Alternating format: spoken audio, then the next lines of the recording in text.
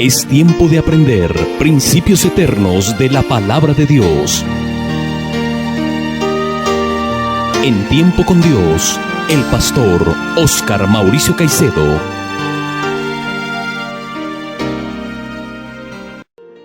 Reciban un cordial saludo, amables oyentes. Qué alegría poder encontrarnos nuevamente a través de este medio de comunicación para tener un tiempo con Dios alrededor de su bendita palabra. Ruego al Señor que sea Él edificando sus vidas, consolándoles, fortaleciéndoles y motivándoles a través del estudio de la palabra a vivir conforme a su santa y a su perfecta voluntad. Oremos antes de iniciar el estudio para que el Señor nos guíe y nos ayude en su entendimiento. Amado Dios y Padre nuestro, te doy gracias por este nuevo día que nos regalas y por la oportunidad que nos das de sentarnos alrededor de tu palabra para escudriñarla y ser edificados, fortalecidos y exhortados a través de su estudio, de su conocimiento. Te suplico que abras nuestros ojos espirituales para poder comprender tu palabra y poder vivir conforme a ella. Te ruego, Señor, que si hay alguien que no te conoce también sea confrontado y tú traigas luz a su vida y el Señor Jesucristo venga a su corazón y esta persona halle la paz y la salvación que solo tú puedes dar, Señor Jesús. Te pido estas cosas, Padre, en el nombre glorioso de tu santo y maravilloso Hijo. Amén. Estamos estudiando la carta del apóstol Pablo a los Gálatas. Ya hemos estudiado el capítulo 1 y estamos estudiando el capítulo 2. Y de este capítulo 2 ya hemos estudiado los primeros 10 versículos. Hoy vamos a empezar a estudiar los versículos 11, 12 y 13. Dice la palabra de Dios: Pero cuando Pedro vino a Antioquía, le resistí cara a cara, porque era de condenar. Pues antes que viniesen algunos de parte de Jacobo, comía con los gentiles, pero después que vinieron, se retraían y se apartaban porque tenía miedo de los de la circuncisión. Y en su simulación participaban también los otros judíos, de tal manera que aun Bernabé fue también arrastrado por la hipocresía de ellos. Pero cuando vi que no andaban rectamente conforme a la verdad del Evangelio, dije a Pedro delante de todos: Si tú, siendo judío, vives como los gentiles y no como judío, ¿por qué obligas a los gentiles a judaizar? En nuestro estudio expositivo de la carta del apóstol Pablo a los Gálatas, desde aquí vamos a comenzar a estudiar este pasaje. No debemos olvidar ni perder de vista que Pablo está escribiendo esta carta para corregir e instruir a la iglesia gentil de los Gálatas que se estaba desviando del evangelio verdadero para seguir otro evangelio. Esta iglesia que estaba siendo influenciada por los judaizantes que enseñaban que para ser salvos era necesario no solamente creer en Cristo, sino guardar la ley de Moisés, enseñando con esto que el sacrificio de Cristo no era suficiente. Aunque decían creer en el sacrificio de Cristo, en lo que enseñaban y concluían, daban a entender que Cristo y su sacrificio no eran suficientes para el perdón de sus pecados y debían entonces someterse a las ordenanzas de la ley mosaica para lograr la salvación. En este pasaje que leímos, Pablo trae a colación la reprensión que le hizo al apóstol Pedro en Antioquía de Siria para mostrarles el error que cometió Pedro cuando, por miedo a los cristianos judaizantes, mostró una doble conducta, es decir, una conducta hipócrita en la cual no andó conforme a la verdad del Evangelio, es decir, la verdad de que el nuevo pacto en la sangre de Cristo dio por terminado el antiguo pacto en la ley de Moisés. Pedro no estaba entonces siendo coherente con lo que él aprendió y con lo que él enseñaba, al vivir hipócritamente en medio de los gentiles y de los judíos que decían creer en Cristo, pero que enseñaban que era necesario guardar la ley de Moisés. Para estudiar este pasaje, lo haremos haciéndole preguntas al texto sagrado. ¿Por qué Pablo resistió cara a cara a Pedro?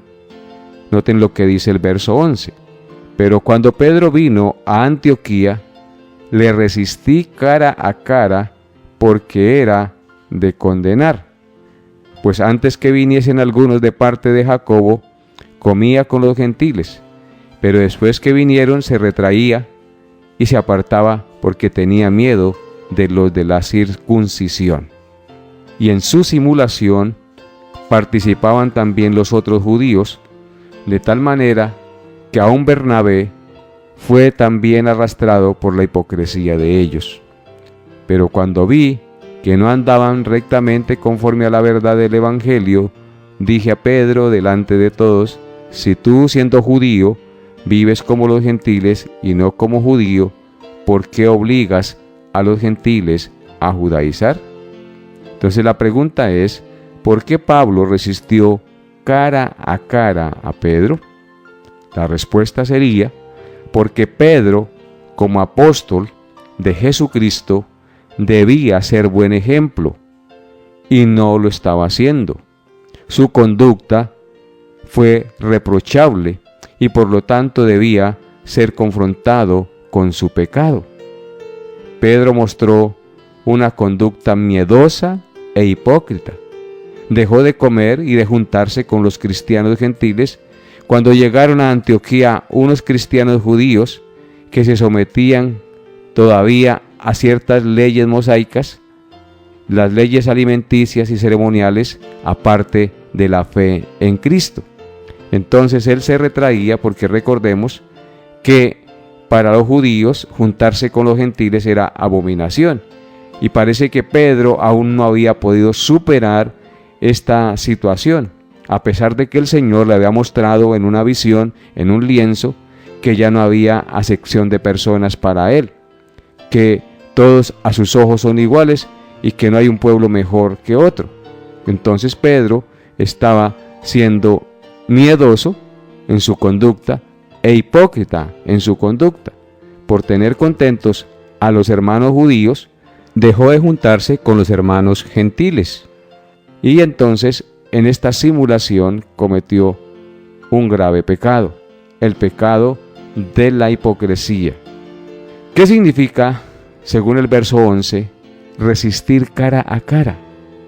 Resistir cara a cara significa no hablar a espaldas de la persona que está cometiendo el pecado, sino confrontarla frente a frente con la verdad, mirándola a los ojos, con el propósito de mostrarle el error y hacerle ver su pecado y hacerle volver al camino para que ande rectamente en la verdad.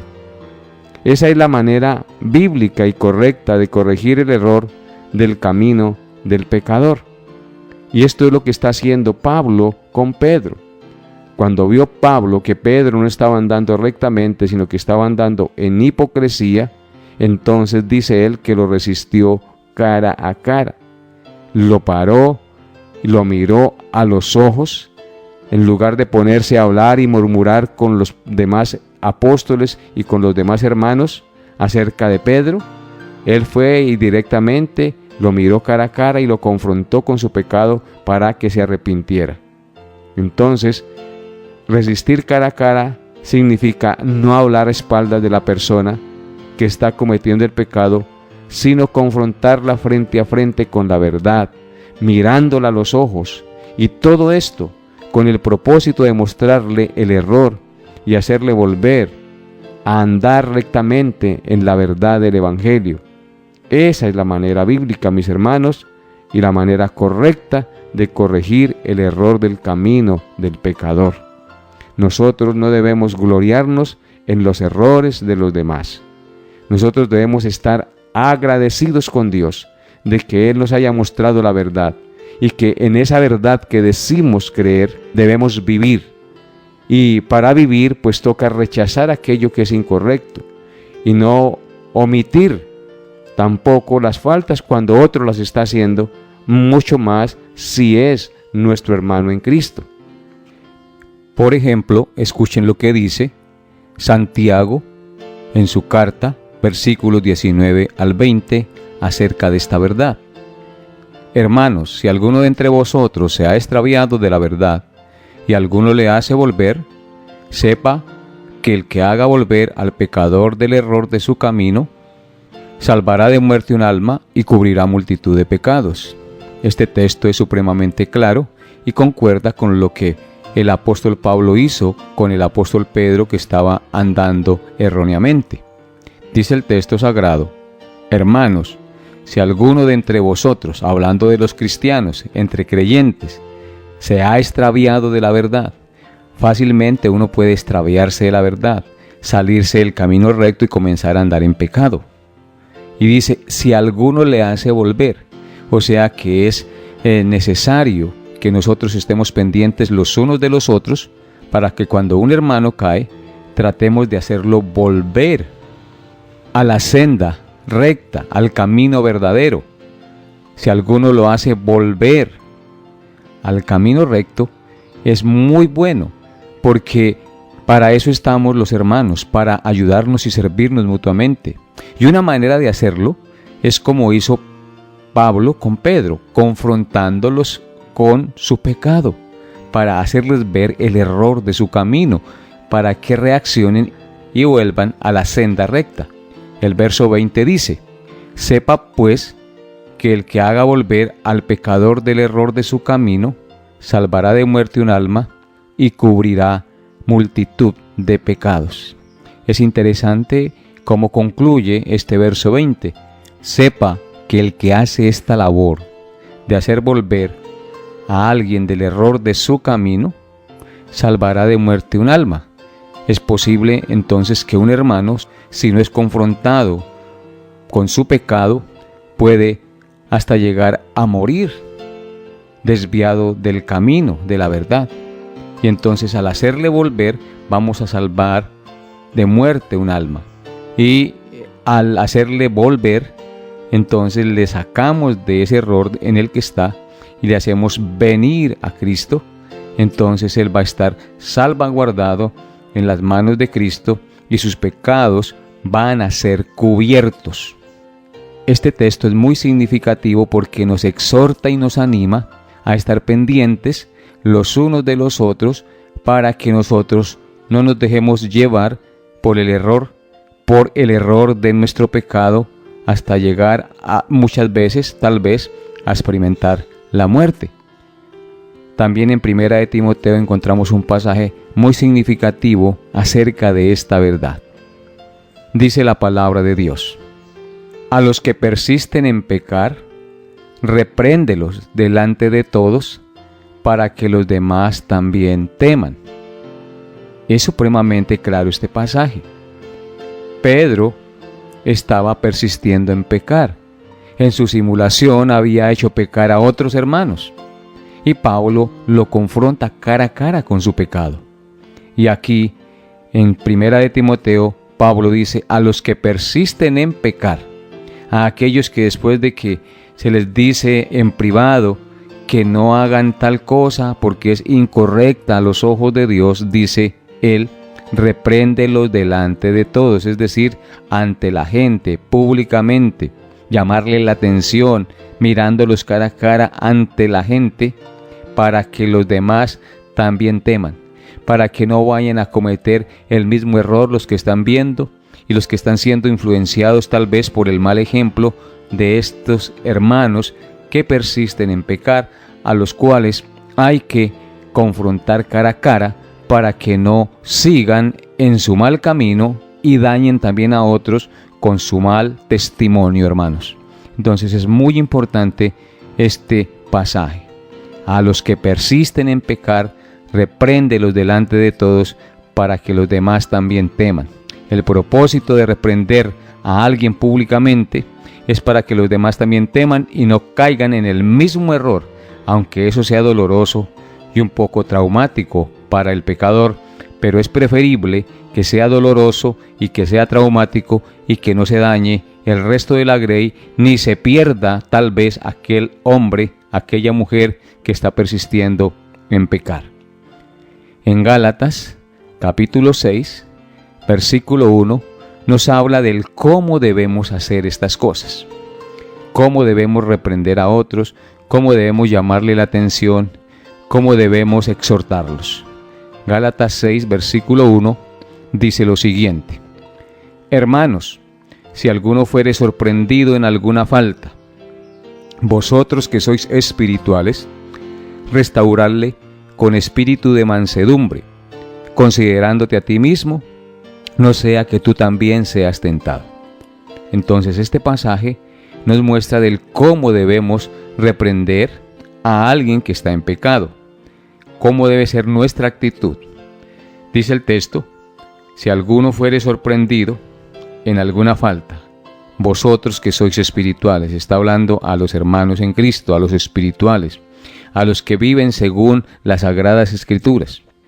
Dice, restauradle, es decir, procure que esa persona se aparte del pecado, pero con espíritu de mansedumbre, no con orgullo, no con altivez, no con arrogancia, sino con humildad, considerándonos a nosotros mismos, no sea que nosotros también seamos tentados y caigamos también en el mismo pecado o en otro pecado peor del que el hermano está cometiendo.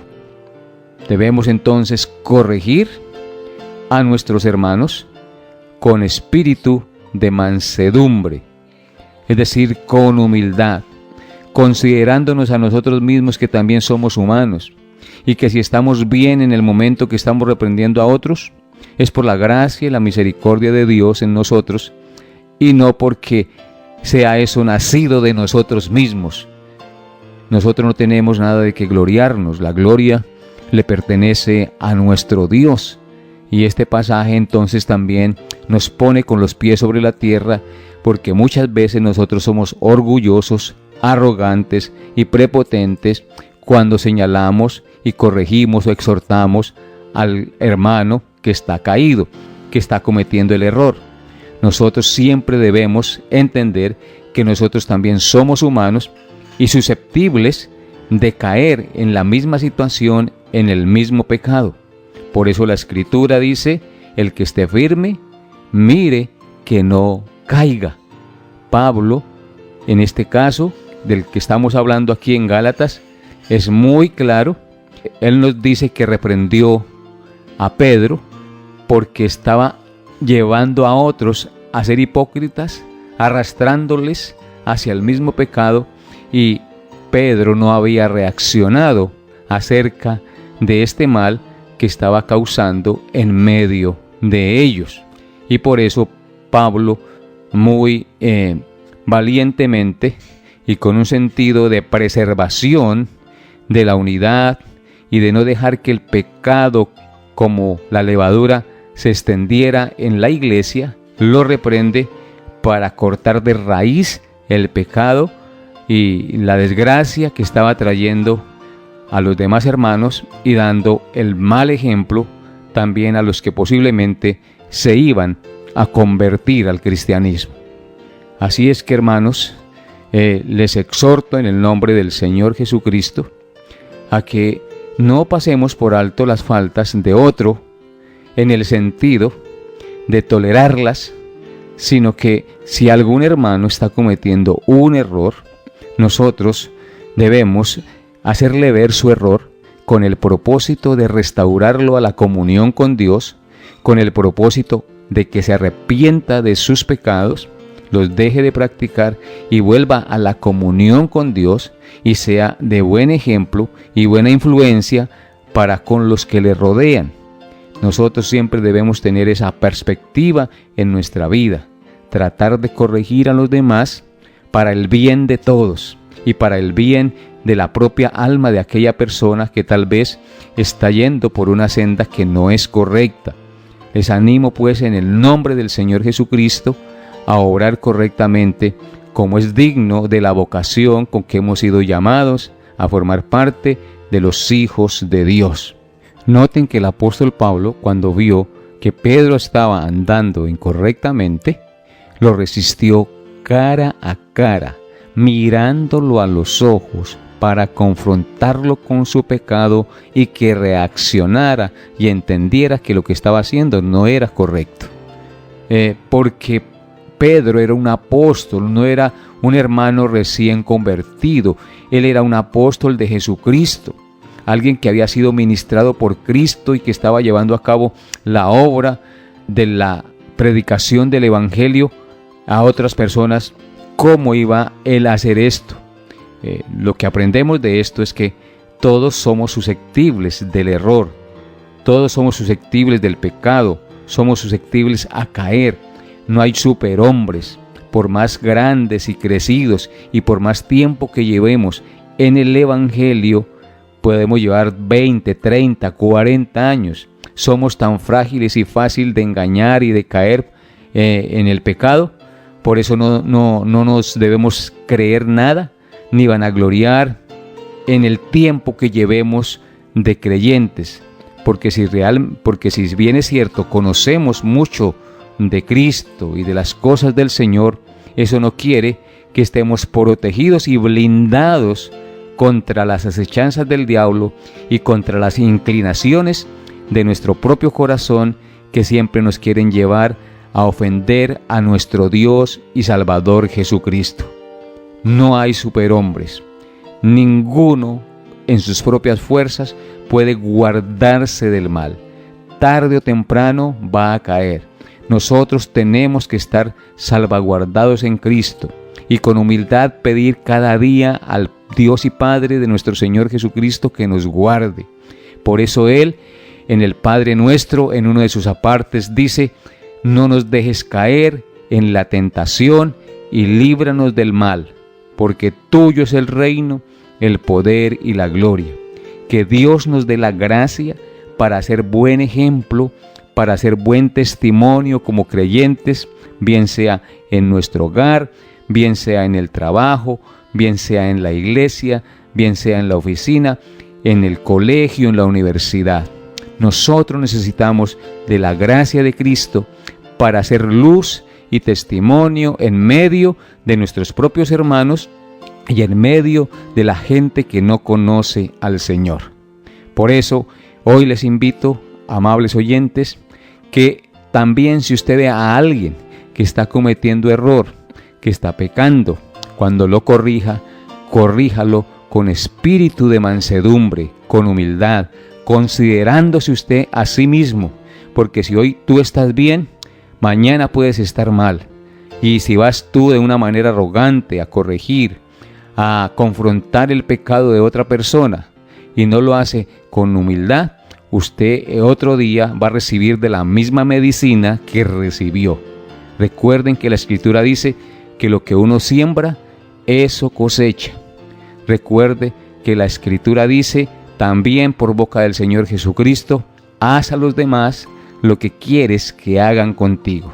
La intención que debe gobernar nuestro corazón es la humildad y el propósito de hacer volver al pecador para que tenga comunión con Dios y glorifique a Dios y se aparte de su pecado.